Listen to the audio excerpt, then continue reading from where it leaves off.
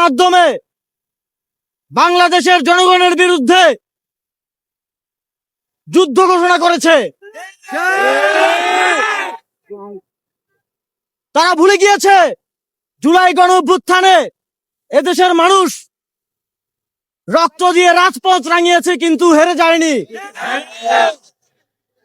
তাদেরকে আবার মনে করিয়ে দিতে হবে, যদি যুদ্ধ হয়, যদি রক্ত ঝরে, তাহলে এদেশের জনগণের সাথে কেউ পারবে না।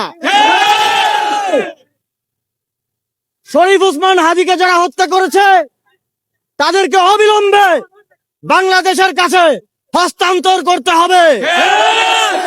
যদি তাদেরকে হস্তান্তর না করা হয়, বাংলাদেশের আপামর স্বাধীনতাকামী জনগণ তাদের লড়াই কোনোভাবেই থামাবে না।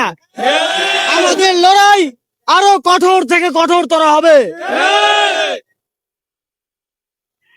আমরা স্পষ্টভাবে বলে দিতে চাই,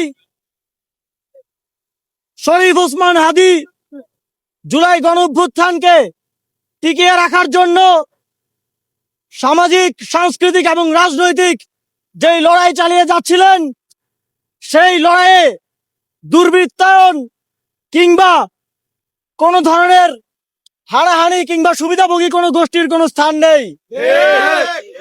তিনি অত্যন্ত গঠনতান্ত্রিক ভাবে, তিনি অত্যন্ত নিয়মতান্ত্রিক ভাবে সাংস্কৃতিক এবং রাজনৈতিক লড়াই চালিয়ে যাচ্ছিলেন। সুতরাং তার এই লড়াইকে আমাদের চালিয়ে নিতে হবে গঠনমূলক প্রক্রিয়ার মধ্য দিয়ে।